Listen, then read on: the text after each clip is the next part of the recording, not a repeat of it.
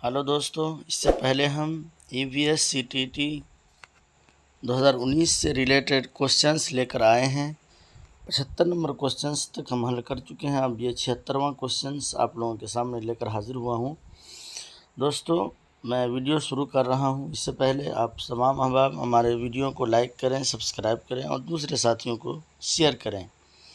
तो दोस्तों, हमारा 76 नंबर क्वेश्चंस जो EVS का है वो निम्नलिखित में से क्या पर्यावरण अध्ययन के शिक्षक के लिए वांछित गतिविधि है। ऑप्शंस हमारे सामने हैं। ऑप्शन ए है विभिन्न कक्षाओं के बहुसांस्कृतिक क्षेत्रों और क्षेत्रों को संबोधित करना।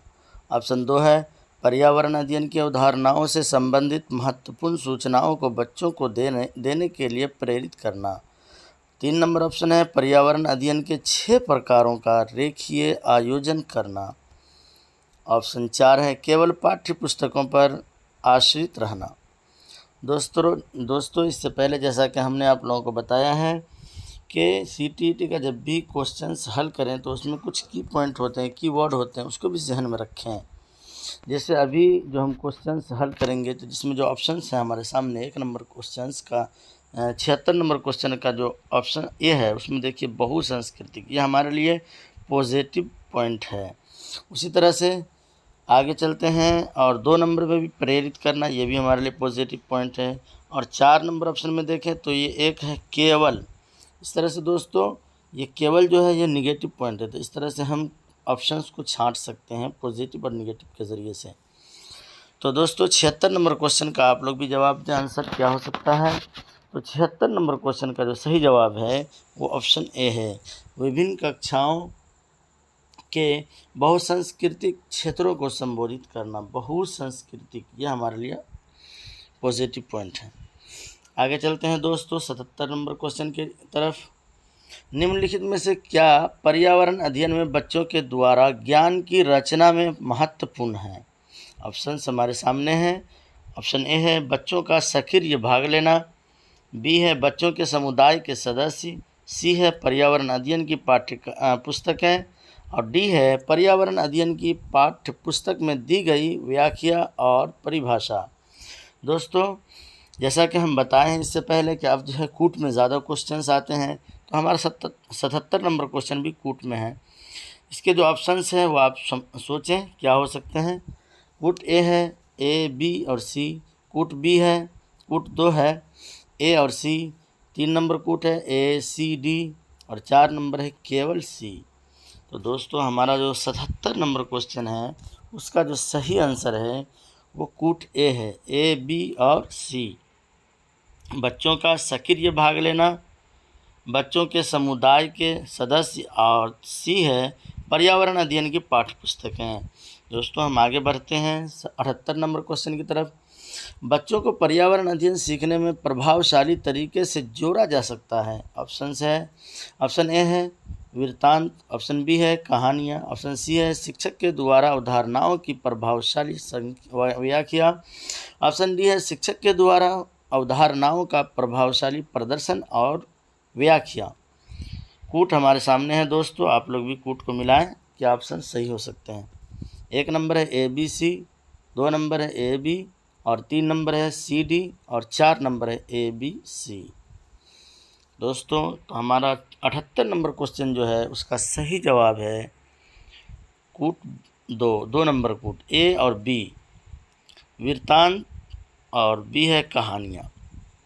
हम चलते हैं अपने अगले क्वेश्चन की तरफ। 79 नंबर क्वेश्चन। पर्यावरण अध्ययन के शिक्षक के द्वारा बच्चों को जानवरों का अवलोकन और उनका चित्र बनाने को प्रेरित करने का उद्देश्य है। ऑप्शन हमारे सामने है बच्चों में सृजनात्मकता का विकास करना। ऑप्शन बी है बच्चों में अवलोकन और रचना कौशलों का विकास करना। ऑप्शन सी है बच्चों में सौंदर्यगत संवेदना का विकास करना। कूट हमारे सामने है 1 नंबर A केवल A, 2 नंबर A और C, 3 नंबर केवल B, 4 number A, B, C। दोस्तों 79 नंबर क्वेश्चन जो है उसका जो सही जवाब है वो 4 है, ए, बी और सी। हम आगे बढ़ते हैं 80 नंबर क्वेश्चन की तरफ। हमारा 80 नंबर क्वेश्चन है, पर्यावरण अध्ययन में शिल्प कला और चित्रकला को समूह में करके सीखने पर बल दिया जाता है, क्यों? ऑप्शन ए है, कक्षा की अनुशासनहीनता को रोकने के लिए। समूह में सीखना शिक्षकों के लिए एक आसान और बहुत प्रभावशाली युक्ति है। ऑप्शन बी है, समूह में सीखना सहपाठी द्वारा सीखने को प्रोत्साहित करता है। ऑप्शन सी है, समूह में सीखना कक्षा में सामाजिक अंतःक्रिया को बेहतर करता है। ऑप्शन डी है, समूह में सीखना पर्यावरण अध्ययन के पाठ्यक्रम को समय पर पूरा करने में सहायता करता है। तो दोस्तों 80 नंबर क्वेश्चन का जो कूट है वो एक नंबर है ए और डी, 2 नंबर है बी और डी, 3 नंबर है बी और सी, 4 नंबर है सी और डी। तो हमारा जो 80 नंबर क्वेश्चन है उसका जो सही जवाब है वो है 3 नंबर को बी और सी। समूह में सीखना सहपाठी द्वारा सीखने को प्रोत्साहित करता है, और सी है, समूह में सीखना कक्षा में सामाजिक अंतःक्रिया को बेहतर करता है। तो हमारा जो आंसर है वो 3 है। आगे चलते हैं 81 नंबर क्वेश्चन की तरफ। निम्नलिखित में से क्या पर्यावरण अध्ययन को सीखने का सबसे प्रभावशाली संसाधन है? ऑप्शन ए है परिवार के सदस्य, ऑप्शन बी है समुदाय के सदस्य, और ऑप्शन सी है समाचार पत्र, और ऑप्शन डी है कक्षा। कूट 1 नंबर कूट है डी, 2 नंबर है सी और डी, और 3 नंबर कूट है ए बी सी, और 4 नंबर कूट है ए और बी। तो 80 नंबर क्वेश्चन का जो सही जवाब है वो आप लोग भी कूट के शक्ल में दें। तो दोस्तों 81 नंबर क्वेश्चन का जो सही जवाब है वो 3 है।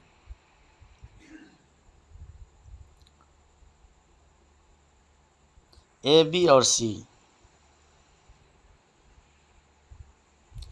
आगे बढ़ते हैं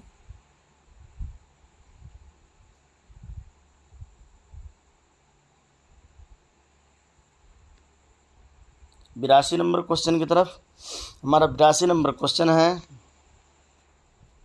निम्नलिखित सीखने के कौन से सिद्धांत का पर्यावरण अध्ययन में अनुसरण होता है?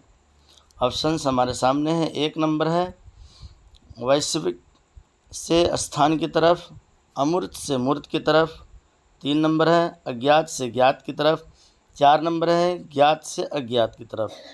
तो 82 नंबर क्वेश्चन जो है हमारा उसका जो सही जवाब है वो सही जवाब है ऑप्शन 4, नहीं सॉरी, हाँ ऑप्शन 4 ज्ञात से अज्ञात की तरफ। हम आगे चलते हैं। हमारा 83 नंबर क्वेश्चन है, निम्नलिखित में से कौन सा पर्यावरण अध्ययन में सीखने का रचनात्मक आकलन का साधन नहीं है? ए पोर्टफोलियो, 2 कर्म निर्धारण मापनीय, 3 वर्णन अभिलेख, और 4 है वार्षिक उपलब्धि परीक्षा। तो 83 नंबर क्वेश्चन का जो सही जवाब है वो वार्षिक उपलब्धि परीक्षा है, 4। आगे बढ़ते हैं 84 नंबर क्वेश्चन की तरफ। हमारा 84 नंबर क्वेश्चन है, निम्नलिखित में से किसको पर्यावरण अध्ययन में बच्चों को आकलन में दूर करना चाहिए? ऑप्शंस हमारे सामने हैं। 1 नंबर क्वेश्चन है, बच्चों के उत्तरों को सही या गलत रूप में आंकना। 2 है कक्षा 5 के AVS पाठ्यपुस्तक में प्रत्येक पाठ के अंत में दिए गए आज हमने क्या सीखा पर चर्चा करना। ऑप्शन 3 नंबर है आकलन के संकेतकों का उपयोग, और 4 नंबर है बच्चों के सीखने के गुणात्मक आकलन। आप लोग इसका जवाब दें, इसका क्या जवाब हो सकता है 84 नंबर क्वेश्चन का? तो दोस्तों 84 नंबर क्वेश्चन जो है हमारा उसका सही जवाब है ए बच्चों के उत्तरों को सही या गलत रूप में आंकना।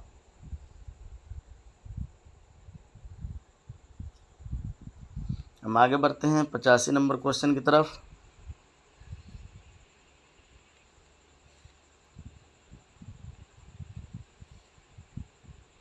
85 नंबर क्वेश्चन है, कक्षा 5 की शिक्षक एक क्रियाकलाप का संचालन करती है जिसमें वो कक्षा के बच्चों से फर्श पर चीनी के कुछ दाने डालने को कहती है और उसको चींटियों के आने का इंतज़ार करने को कहती है।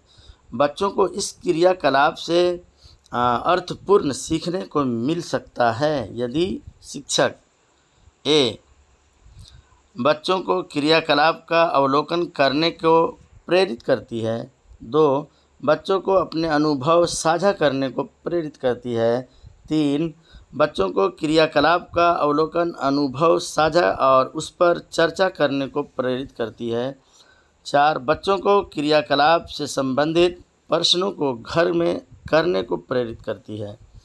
तो दोस्तों हमारा 85 नंबर क्वेश्चंस और ऑप्शन आपके सामने हैं, आप लोग इसको हल करें।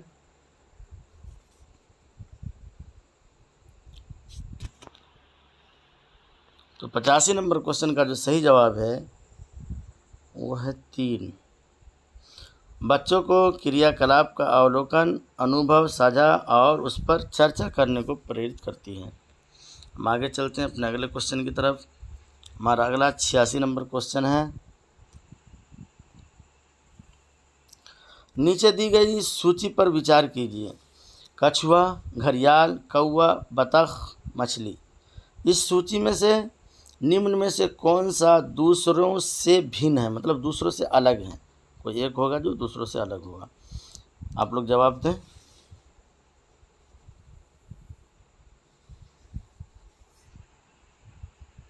तो 86 नंबर क्वेश्चन का जो दोस्तों ऑप्शन है वो बी है, 2 है, कौवा।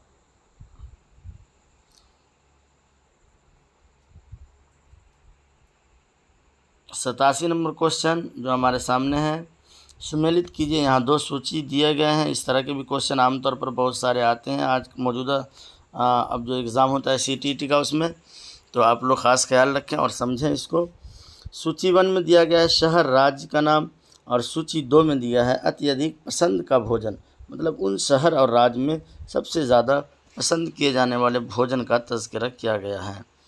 तो दोस्तों ए है हांगकांग। पहले हम शहर का सूची पढ़ लेते हैं। ए है हांगकांग, बी है केरल, सी है कश्मीर और डी है गोवा। अब हम इसको मिलाते हैं कि कौन किसके साथ मिलेगा। तो दोस्तों आप गौर से देखें, ए हांगकांग, अब इधर का जो अत्यधिक पसंद का भोजन है उसको हम पढ़ते हैं किसी भी करी के साथ उबला टेपियोका, 1 नंबर। 2 नंबर है सरसों के तेल में बनी मछली, 3 नंबर है नारियल के तेल में बनी समुद्र की मछली और 4 नंबर है छोले भटूरे और 5 नंबर है पका हुआ सांप। दोस्तों ये जो क्वेश्चन है इसका जो आंसर है वो कूट में दिया हुआ है यहाँ पे, आप लोग इसको समझें और जवाब दें।